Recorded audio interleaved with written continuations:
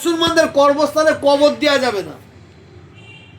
এবার অনেক সাধারণ মানুষ বলতে আপনি মুফতি, আপনি কি বলতে মুফতি না হলেও মুফতিদের কাছে বসা ওঠা করি, জব পেয়েছি। কারণ বিজেপি মুসলমানদের মসজিদে আগুন জ্বালিয়েছে,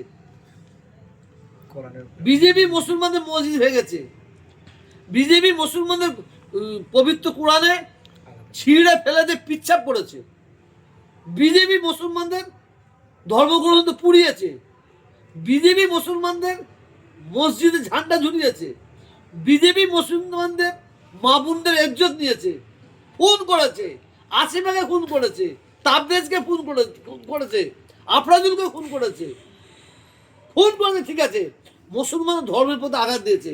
অতএব ওই বিজেপিকে সমর্থন করা মানে তুমি এদের কাজগুলোকে সমর্থন করলে, কথা বুঝতে পারছেন না? অতএব যদি কেউ মুসলমান হয় সে কোনোদিনই বিজেপিতে ভোট দিতে পারে না। এই আমি শুনলাম ওই নওশাদকে নিয়ে আরো কিছু বিজেপি তৃণমূল সিপিআই ডিবেট হচ্ছিল। এই সজল ঘোষ নাকি আছে, সজল ঘোষ কথা বলতে করে, কথা ঠিক বলতে পারে না।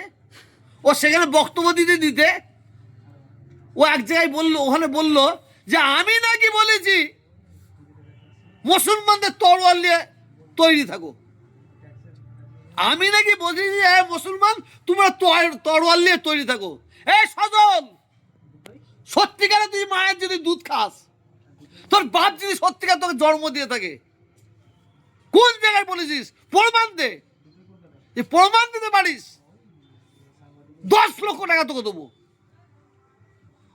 এইভাবে হিন্দু মুসলমান মধ্যে দাঙ্গা লাগাবার কথাবার্তা, এইভাবে দাঙ্গা লাগানো। সজল ঘোষকে আমি উদ্দেশ্য করে বলছি, এইভাবে হিন্দুদের উত্তপ্ত করা যাবে না, এইভাবে উত্তপ্ত করে হিন্দু মুসলমান লড়াই লাগানো যাবে না। আমি কোনো জায়গায় বলিনি, এক জায়গাতে বলিনি। আমি বলবো মুসলমান তৈরি হোক তরোয়াল নিয়ে, তাহলে আমি মানুষের খাতে আমার নাম থাকবে? যারা পশু, যারা জানোয়ার, যারা অমানুষ, তারা হিন্দু মুসলমানের দাঙ্গা লাগাবার কথা বলে। আমি এ কথা কোনোদিন বলতে পারি? সজল ঘোষকে 10 লক্ষ টাকা চ্যালেঞ্জ করলাম যে কোন জায়গায় আমি বলেছি মুসলমানদের তোরা তৈরি হওয়া তরোয়াল নিয়ে, প্রমাণ করে দিক।